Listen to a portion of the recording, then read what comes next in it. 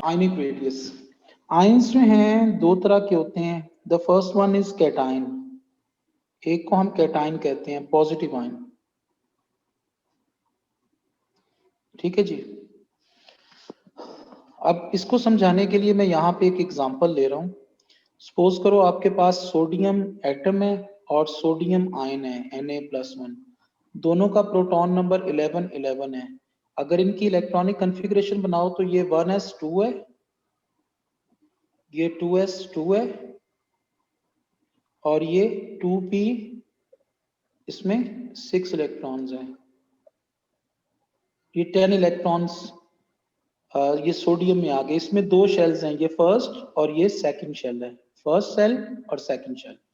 Sodium +1, ये sodium +1 की है।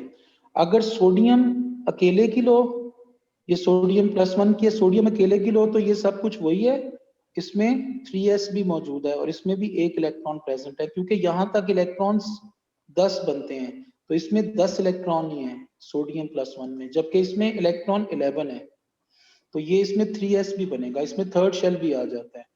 ठीक है, तो माय डियर पहली चीज तो ये जहन में रखें कि जो कैटाइंस होते हैं, पॉजिटिव आयंस होते हैं, they are smaller in size than their parent atom. यानी देखो आपका जो सोडियम आयन है उसमें सिर्फ दो शेल्स हैं, 1 एंड 2। जो सोडियम का एटम है उसमें 1, 2 और ये वाला थर्ड, यानी इसमें 3 शेल्स मौजूद हैं। तो 3 शेल्स वाली चीज जो है वो उसका रेडियस बड़ा होगा। ठीक है, तो cations my dear they are smaller in radius than their parent atom. ठीक है जी, तो इसको लिख लीजिए, cations are smaller in radius than their parent atom. You got it? Yes sir. अच्छा जी, इसके कंपैरिजन में दूसरी चीज पे आ जाओ बेटे। दूसरी चीज होती है एनाइंस। एनाइंस जो होती हैं ईशा, नेगेटिव आयन को कहते हैं बेटे।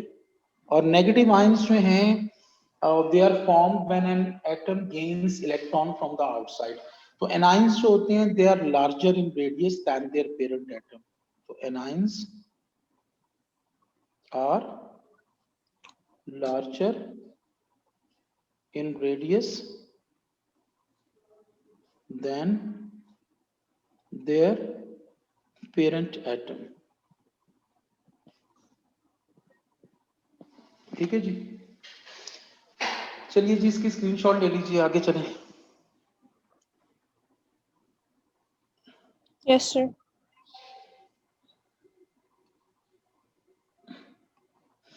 अच्छा जी, अब हम करने जा रहे हैं variation of ionic radius across period.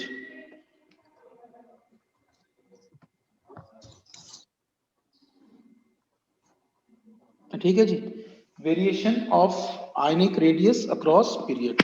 इसको समझाने के लिए मैं एक टेबल बना के आपको वहां से समझा रहा हूं, उससे आपको सारा कॉन्सेप्ट अच्छा क्लियर हो जाएगा। ठीक है बच्चे? Yes sir. अच्छा, अब जो मैं क्वेश्चन आपसे पूछ रहा हूं वो आपने जरा मुझे सोच समझ के बताना है। 11 प्रोटॉन्स 10 इलेक्ट्रॉन को खींच रहे हैं और दूसरी तरफ 14 प्रोटॉन 10 इलेक्ट्रॉन को खींच रहे हैं, तो मुझे बताओ कि कौन ज्यादा अट्रैक्ट करेगा? 14 प्रोटॉन्स 10 इलेक्ट्रॉन को ज्यादा अपनी तरफ अट्रैक्ट करेंगे कि 11 प्रोटॉन्स 10 इलेक्ट्रॉन को ज्यादा अट्रैक्ट करेंगे? जी 14 protons. Thank you so much. 14 proton जो है वो ज्यादा अट्रैक्ट करेंगे। तो मेरे बेटे आपका जो आयनिक रेडियस होगा वो अक्रॉस द पीरियड जो है वो इस तरीके से बेटे डिक्रीज करता चला जाएगा सिलिकॉन तक, लाइक दैट। यानी यहाँ पे ये एल्यूमिनियम का, ये मैग्नीशियम का। ठीक है जी, तो ये डिक्रीज करता चला जा रहा है ईशा।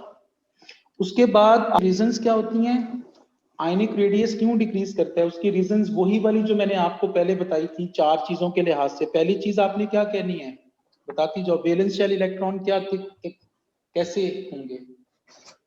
बढ़ेंगे, कम होंगे, सेम होंगे, क्या होगा? फिर फर्स्ट वन में वैलेंशियल इलेक्ट्रॉन्स डिक्रीज होंगे कैटायंस में। सब में सेम है, valence shell electron remains constant, 8 electron है सबके वैलेंस शेल में, पहली चीज। दूसरी चीज, न्यूक्लियर चार्ज क्या हो रहा है? न्यूक्लियर चार्ज इंक्रीज हो रहा है अक्रॉस द पीरियड, बिल्कुल ठीक है। और तीसरी चीज पे आ जाओ, तीसरी शील्डिंग इफेक्ट।